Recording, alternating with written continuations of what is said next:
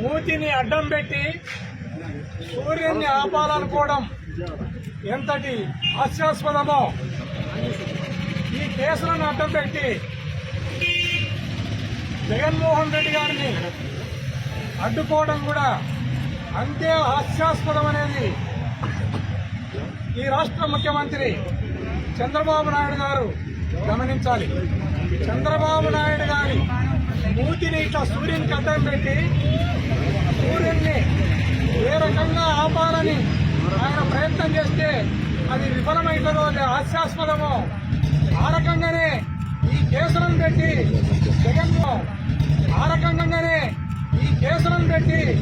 జగన్మోహన్ రెడ్డి గారిని అడ్డుకోవడం కూడా అంతే హాస్యాస్పదమని ఈ రాష్ట్ర ప్రజలందరూ కూడా గమనిస్తా ఉన్నారు. ఈరోజు ఈ రాష్ట్రంలో ఇందిరాగాంధీ గారు 1975లో పెట్టిన ఎమర్జెన్సీ రోజులను చంద్రబాబు నాయుడు గారు ఈ రాష్ట్ర ప్రజలకు గుర్తు చేస్తున్నారు.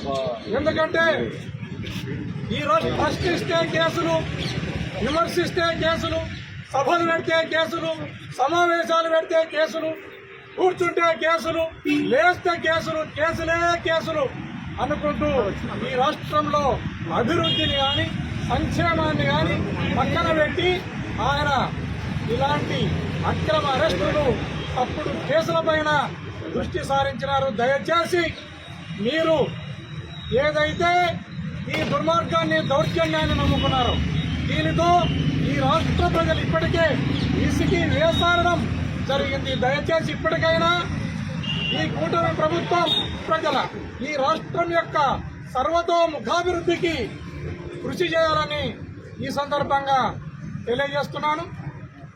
రాష్ట్రంలో అనేక రకాల దాడులు, అనేక రకాలుగా దౌర్జన్యాలు వైఎస్ఆర్ కాంగ్రెస్ పార్టీ లీడర్లపైన కానీ కార్యకర్తలపైన కానీ చేస్తూ ఉన్నారు. దానిపైన ఎలాంటి కేడవు ఖచ్చితంగా మా వైఎస్ఆర్ కాంగ్రెస్ పార్టీ వాళ్ళు ఏదైతే విమర్శిస్తున్నారో, ప్రశ్నిస్తున్నారో వాళ్ళపైనే కేసులు కట్టి హరించి వేస్తూ ఉన్నారు. రాజ్యాంగం ఇచ్చిన భావ ప్రకటన స్వేచ్ఛను హరించి విక్రమ అరెస్టులకు వైఎస్ఆర్ కాంగ్రెస్ పార్టీ లీడర్లు కానీ కార్యకర్తలు కానీ ఎవరు భయపడనక్కర్లేదు. ఈ రాష్ట్రంలో జగన్మోహన్ రెడ్డి గారు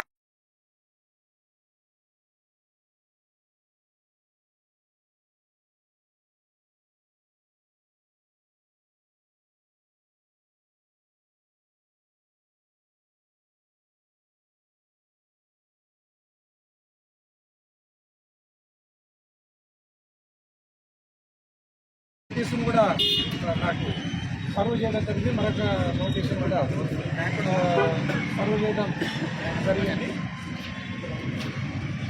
దీంట్లో సారాంశం ఏమంటే ఈ ఎవిడెన్స్ను ఎక్కడ కూడా ఇబ్బంది కలిగించరాదు. పోలీసు వారు ఎప్పుడు పిలిస్తే అప్పుడు ఇన్వెస్టిగేషన్ రావాలి. కోర్టుకు కానీ పోలీసులు పిలిచినప్పుడు కానీ, తర్వాత ఎవిడెన్స్ను ఎక్కడ కూడా డిస్ట్రాయ్ చేయడానికి కానీ జనరల్గా అందరికీ